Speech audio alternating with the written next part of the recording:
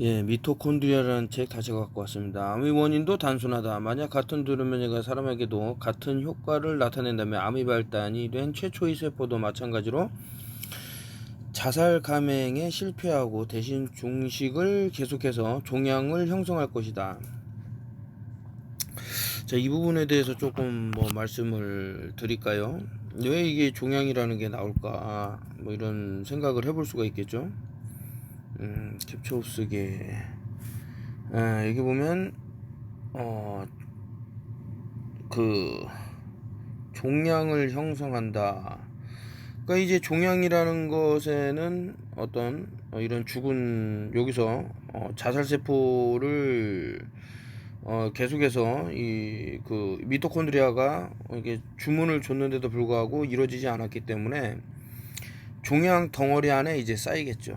이런 죽은 것들 꼭 그런 것뿐만 아니고 이제 pH 밸런스라고 그래서 수소이온 농도에 따라서 암이 형성된다라는 것을 오토 워버그가 벌써 이것을 발표를 해서 노벨상을 탄 적이 있습니다. 그래서 알아보시면 되는데 그 pH 수소이온 농도가 14단계까지 있는데 7.4라는 이런 균형이 맞아요. 물론 이제 모든 전체 몸을 말하는 건 아니에요. 하지만 보통 우리 몸은 우리 피부는 약산성, 우리 몸은 약 알칼리이기 때문에 약 알칼리를 7.4로 보는데 그것이 많이 깨졌을 때 이런 것들이 오더라. 예, 그렇게 설명을 드리는 바이고요. 1990년대 초반이 되자 학자들은 앞에서 암을 유발하는 원인으로 지목되었던 종양 형성 유전자의 종양 억제 유전자 아포토시스 효과를 통해 정말로 세포 죽음을 조절한 사실을 깨닫기 시작했다. 다시 말해서 암을 일으키는 세포는 죽음의 유전자에서 돌연변이가 일어나 아포토시스를 통해 자살할 능력을 잃은 세포다. 그러니까 어떤 그 DNA 이렇게 변형이 온다던가 그리고 세포들의 어떤 변형들이 왔을 때 이것이 사멸로 가지 않고 계속해서 남아서 인체 내에 그런 어떤 쓰레기로 남게 되면 그래서 이제 제가 다르게 본다. 그때도 말씀드렸지만 그 DNA가 있고 RNA가 있는데 이 사람들이 말하는 바이러스라는 그 실체가 뭘까? 근데 바이러스라는 게 꼭 이제 엑소좀하고 똑같아요. 하는 행위나 생긴 거나 어떤 이 바이러스라는 것이 살아있는 생명체도 아니고 어떤 물질도 아니고 죽어 있고 자가 번식이라든가 이런 것들을 할 수 없고 엑소전도 마찬가지인데 그럼 이제 RNA에서 이게 나온단 말이죠. 나와서 무엇을 하는가 보면은 좀 전에 여기서 말한 대로 이런 쓰레기 청소 죽어 하루에도 수만 개씩 수십만 개씩 세포가 죽고 또 새로 생성이 됩니다. 그런 것들을 치료하지 못할 때 이런 것들이 일어난다. 이런 메커니즘을 알면은 조금 암에 대해서 다른 시각으로 보게 되는 것은 아닌가. 여기 어디까지 읽었죠? 죽음의 유전자란 세포에서 정상적으로 아포토시스가 일어나게 하는 유전자로 종양 형성 유전자의 종양 억제 유전자가 여기에 포함된다. 이 두 유전자는 몸 전체의 이익을 위해 세포에게 죽음을 명령한다. 한번 생각해 볼 부분입니다. 이런 것들이. 와일리는 그 순간을 이렇게 표현했다. 암 면허는 아포토시스 면허와 함께 딸려온다. 아포토시스 면허가 취소되면 암을 일으키게 된다. 이 자체도 제가 곤도마코토 얘기도 많이 했지만 이러한 것을 이제 증상이라고 봐야지 병이라고 해갖고 이 증상을 치료하려고 그러면 몸을 해칠 수 있다. 이 현대의학의 맹점이다 이런 생각이 드는 거죠. 예정된 세포 죽음을 담당하는 사형 집행자는 카스파제로 알려져 있다. 10여 가지가 넘는 카스파제가 동물에서 발견되었고 그중 11개는 인간에게서도 효과를 나타낸다. 이들은 모두 원칙적으로 같은 방식으로 작동한다. 카스파제는 단백질을 작은 조각으로 쪼개고 이 쪼개진 단백질 가운데 일부가 활성화되어 DNA 같은 세포의 다른 구성 성분을 손상시킨다. 흥미롭게도 카스파제는 필요할 때마다 만들어지는 게 아니라 끊임없이 생산되어 쓰일 때까지 비활성화 상태로 대기하고 있다. 카스파제는 왕이 되고자 하는 자의 머리 위에 한 가닥 실의 의지에 매달려 있는 다모클레스의 칼처럼 세포를 위협한다. 거의 모든 진핵세포가 이 소리 없는 죽음의 장치를 항상 품고 있다고 생각하면 등골이 오싹하다. 다행히 우리 머리 위에 매달린 칼과 연결된 실은 튼튼한 편이다. 한번 카스파제가 활성화되면 이전으로 다시 되돌릴 희망은 거의 없지만 이 고대의 뭐 연결돼서 나온 건 아닌데 이게 지금 몇 페이지입니까? 309페이지고 이거는 몇 페이지입니까? 337페이지이기 때문에 많이 넘어갔습니다. 이게 연결되는 게 아니기 때문에 계속 읽어서. 그러나 둘 다 세포 죽음의 시작을 유도하는 단백질은 다른 단백질들과 함께 미토콘드리아에서 방출되는 시토크롬 C, 요 시토크롬 C가 세포의 그 삶과 죽음을 이제 뭐 이렇게 어떤 처형관이라고 보면 될까요? 이는 아포토시스라는 죽음의 장치가 진핵생물에서 적어도 한 번 이상 독립적으로 나타난다는 의미를 내포한다. 그 결과 공통된 신호 와 공통된 선택압에 반응해 다세포 생물에게 손상된 세포를 제거하는 것이다. 만약 아포토시스가 다세포 경찰국가의 필요와 연관이 있는 다세포 생물의 진화가 한 번 이상 독립적으로 이루어졌다면 아포토시스가 일어나는 방법이 생물군마다 다른 것은 놀랄 일이 아니다. 얼핏 생각하면 공통점이 너무 많다는 거. 어느 정도 비슷한 장치가 한 번 이상 만들어졌다는 게 오히려 놀랄 일이다. 왜 그랬을까?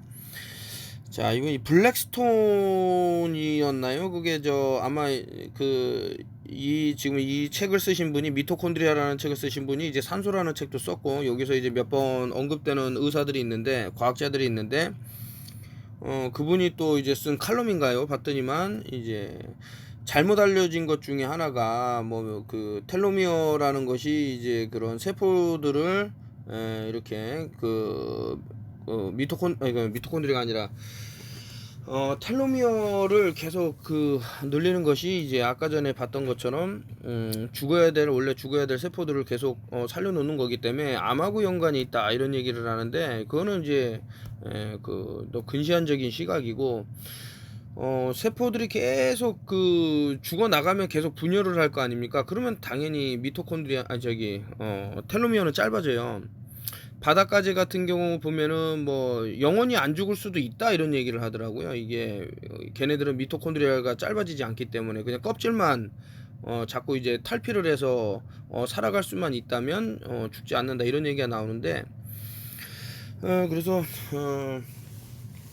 이거 제가 단톡방에서 아니 그러면 내가 그러면 사람들한테 암을 일으키는 거를 그러면 소개를 했다는 건가 뭐 이런 생각도 들고 그래서 좀 섭섭한 마음에 그거에 대한 반박이 나온 글을, 그러니까 제가 쓴 건 아니고 과학자분께서 장문의 글을 쓴 거 아마 이분인 것 같아요. 블랙스톤도 여기 나오는 것 같은데 그분이 쓰신 글을 제가 공유를 했습니다.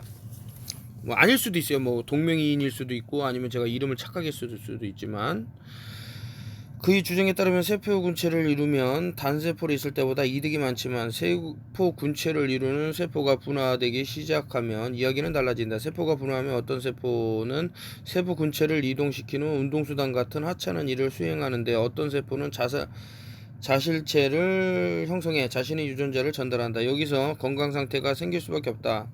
긴장 상태가 생길 수밖에 없다.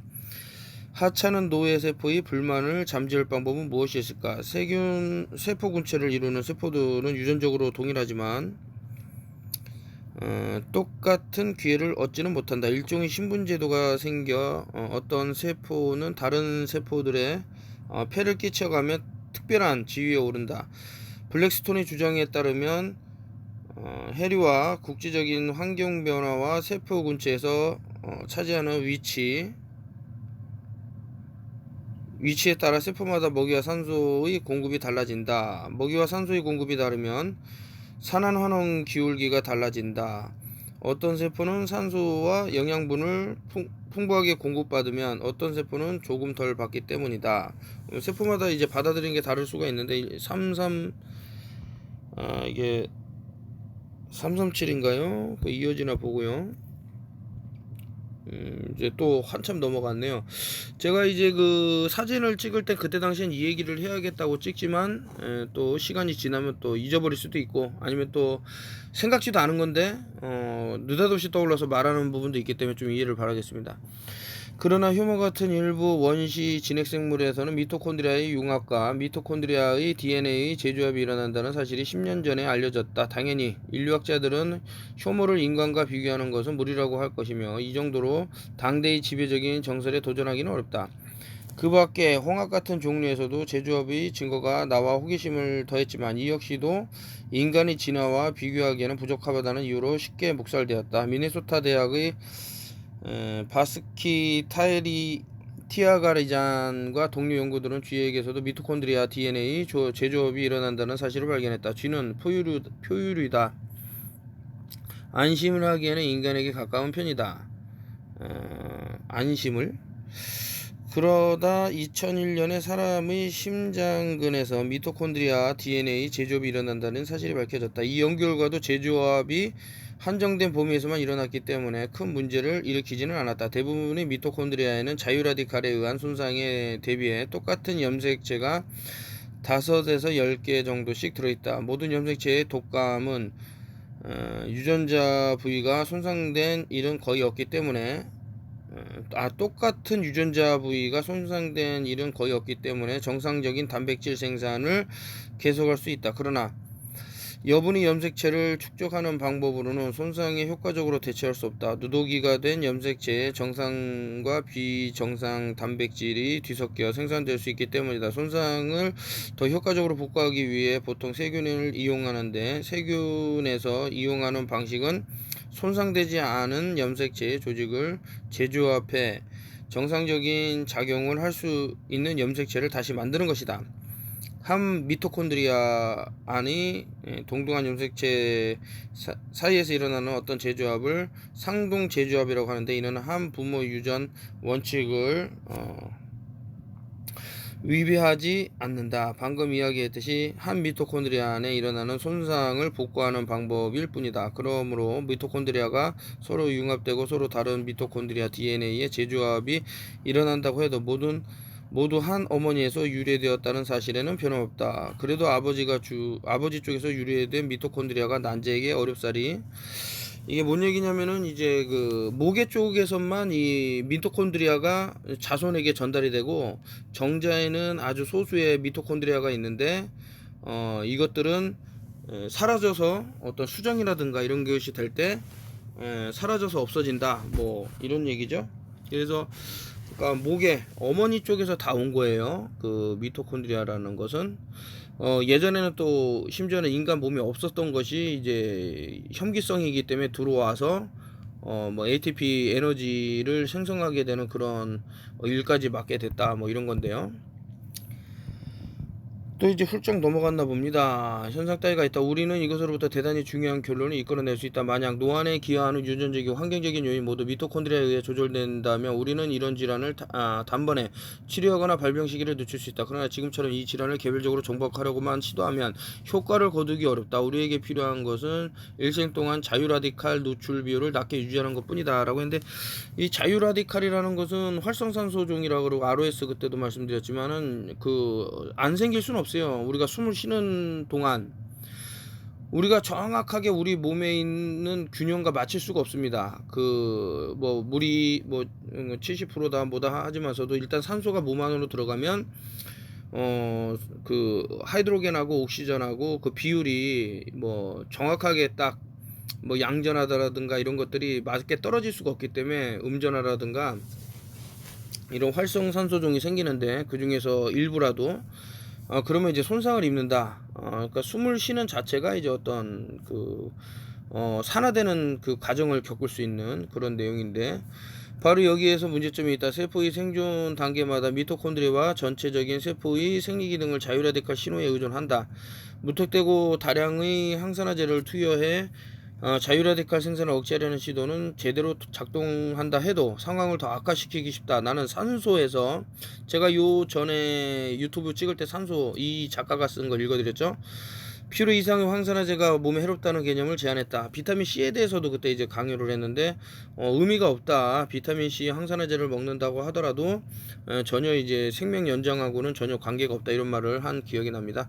우리 몸은 불필요한 황산화제를 제거한다. 황산화제가 민감한 자유라디칼 신호를 교란시킬 가능성이 있기 때문이다. 과장이 너무 보편화된 현실을 바로잡기 위한 것이라고 해도 내가 황산화제를 효용성을 조금 얕잡아본 것은 아닌지 모르겠다. 황산화제가 여러모로 우리에게 유익할 수도 있지만 영양의 불균형을 바로잡는 것 이상의 기능을 할 수 있다는 점에는 솔직히 회의적이다. 건강하게 오래 살고 싶다면 내 생각에는 황산화제의 유혹을 뿌리치고 다른 길을 생각해보는 게 나을 듯하다. 그러니까 모든 하나만 갖고 이것이 다 대처를 할 수 있다 이렇게 말씀을 하시면 안 됩니다. 두루두루 살펴봐야 된다. 그렇다면 우리는 어떻게 해야 할까? 포유류에 비해 조류는 자유라디칼의 누출 속도가 느리다. 조류와 포유류 차이를 연구하면 노화를 극복하는 최선의 방법에 대한 해안을 얻게 될지도 모른다.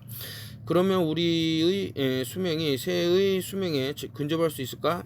그 해답은 새들에게 달렸다.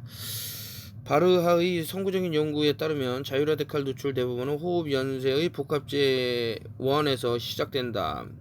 호흡 연쇄 저해제를 이용한 단순하지만 기발한 일련의 실험 과정을 통해 바르하와 동료 연구진들은 40개가 넘는 복합체 I의 구성 단위 중에서 정확히 누출이 일어나는 자리를 찾아냈다. 이어지니까 계속 읽겠습니다. 그리고 또 다른 학자들이 다른 실험 방법을 통해 이들의 연구 결과를 재확인했다. 복합체 I의 공간적인 위치를 보면 자유라디칼이 미토콘드리아와 아주 근접한 내부 기질로 누출된다는 사실을 알 수 있다. 자유라디칼이 누출을 억제하려는 시도를 하려면 고도로 정밀하게 복합체 I를 표적으로 삼아야 한다. 의심할 여지 없이 황산화제 요법은 실패할 수밖에 없다. 황산화제가 신호체계를 파괴할 가능성이 있다는 사실을 제쳐두고라도 이렇게 작은 공간을 겨냥해 황산화제를 정확히 집중시킨다는 것은 사실상 불가능하다. 어쨌든 미토콘드리아 하나에는 1만여 개의 호흡 복합체가 있으며 일반적으로 세포 하나에 들어있는 미토콘드리아의 수는 수백 개에 이른다. 그리고 인간의 몸에는 줄잡아 50조 개의 세포가 있다. 다행히도 우리는 황산화제 수치가 아주 낮은 조류를 연구하는 과정에서 이 방법이 옳지 않다는 교훈을 얻었다. 그렇다면 조류는 자유라디칼의 누출을 어떻게 감소시킬까? 이 문제에 대한 답은 확실치 않지만 몇 가지 가능성이 있다. 조류의 경우에는 이 가능성들이 조금씩 복합적으로 나타날 수 있다. 첫 번째 가능성은 미토콘드리아 유전자 서열에 나타나는 것이다. 이 가능성이 기반이 될 증거는 공교롭게도 인간 미토콘드리아 DNA 연구에서 나왔으며 그중 가장 고무적인 연구가 일본에서 나왔다. 1998년 다나카 마사시의 연구진이 란셋지에 발표한 연구에 따르면 일본의 100세 이상 장수 노인 가운데 약 3분의 2는 복합 I의 구성 단위가 암호화된 유전자에서 똑같은 염기 하나가 변화되는 미토콘드리아 유전자 돌연 변이가 나타났다. 이 돌연 변이가 전체 인구의 45%에 나타나는 것에 비하면 단연히 높은 수치다. 다시 말해서 만약 그 염기의 돌연 변이가 일어나면 100세까지 살 확률이 50% 증가하는 것이다. 게다가 인생의 후반에서 어떤 이유에서든 병원에 갈 확률이 절반으로 줄어들며 어떤 질환이든 노화와 연관된 질환을 앓게 될 확률도 줄어든다. 다나카와 동료 연구진들은 이 서열 변화가 자유라디칼 끝난 게 아닐 텐데요. 4, 5, 2